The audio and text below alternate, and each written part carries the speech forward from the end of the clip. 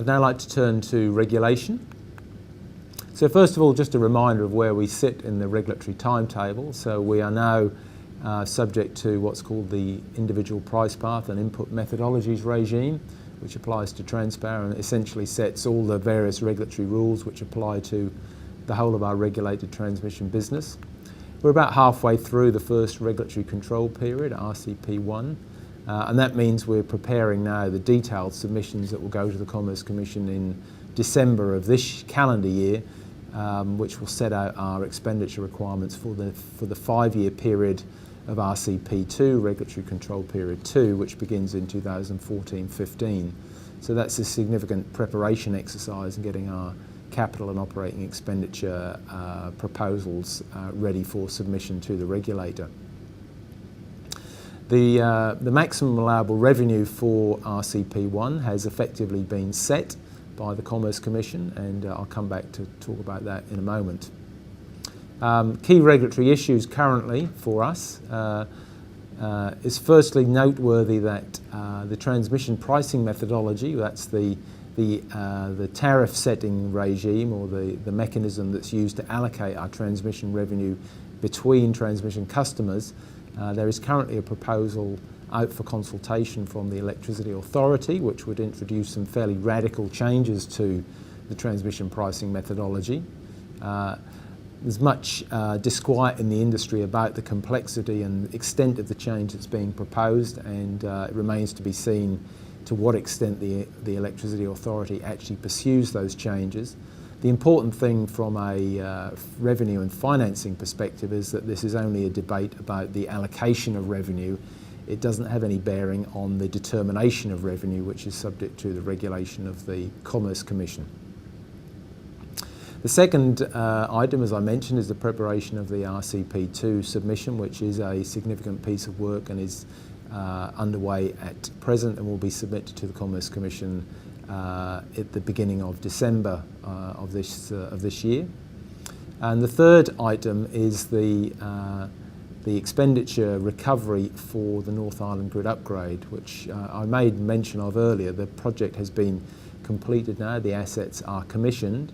We have, as we've signalled on a number of occasions already, significantly overspent the original regulatory approved amount. The Commerce Commission approved, the Electricity Commission, as was then the governing body for capital regulation, approved $824 million expenditure for this project in 2007.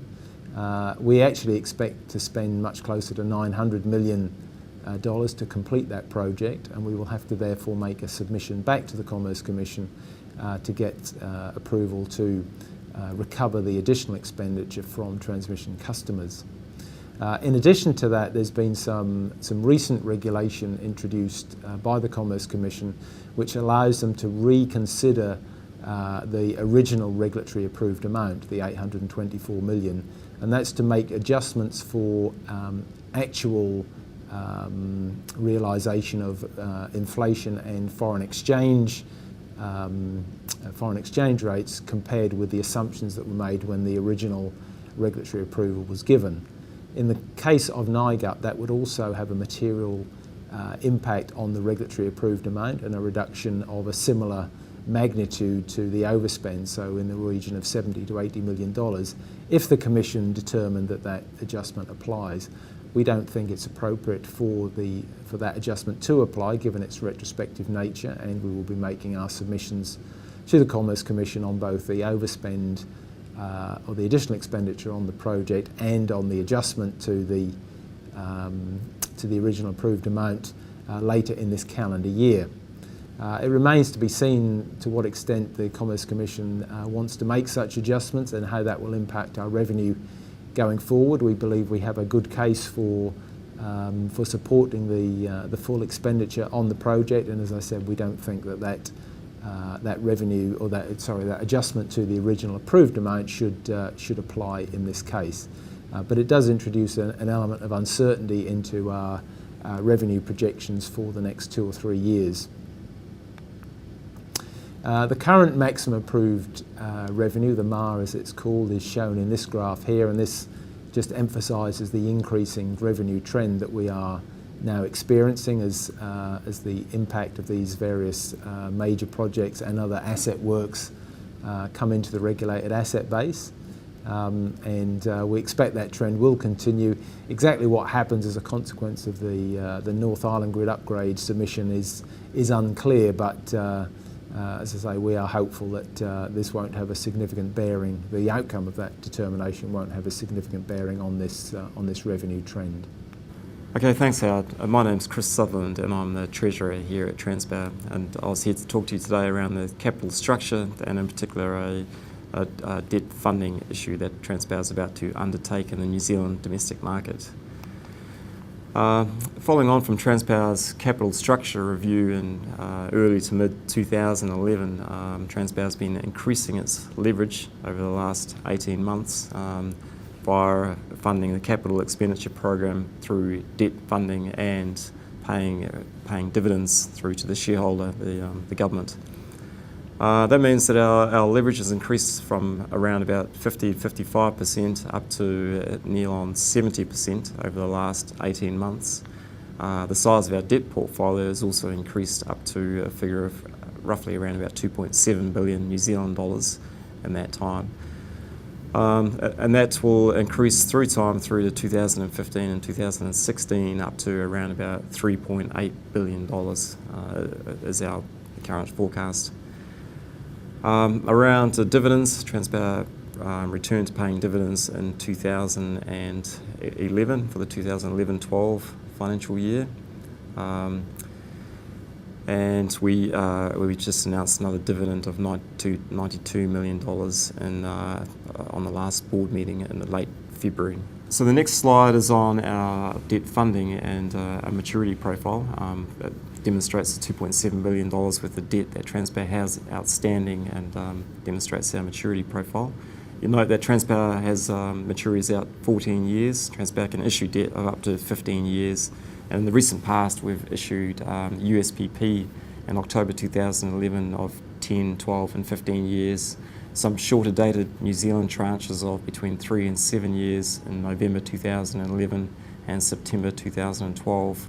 And in March 2012, we issued a 5-year Canadian deal. You'll note that in the coming years, Transpower, as well as some larger maturities, also has some additional funding to undertake to meet our what remains of our still relatively substantial CapEx program. In the current financial year, that means we're going to need to raise around about, or the remainder of the current financial year, that means we'll need to raise around about $300 to $400 million, which we intend to raise a large portion of $150 to $200 million in a domestic bond issue shortly, settling in 15th of March 2013. So that brings us to the domestic bond issue that Transpower is about to undertake with BNZ as the lead manager. We're currently proposing 2 tranches, one a 10-year tranche and one a 15-year tranche, and that's dependent upon the pricing that we will receive in the New Zealand market. At the moment we're looking for between $150 to $200 million and with a minimum tranche size of $50 million on each tranche. The next slide along just has a little bit more detail around those two tranches and that one bond issue, and a little bit of detail around the coupons and when we will issue, when the coupon rate set is, and the maturity terms and the coupon terms on those particular bonds. The details around the bond issue, the key dates are listed on the slide that you have in front of you now. As I mentioned, it'll be the 15th of March that bond settles, with 2023 and 2028 as the respective maturity dates for the 10 and 15-year tranches.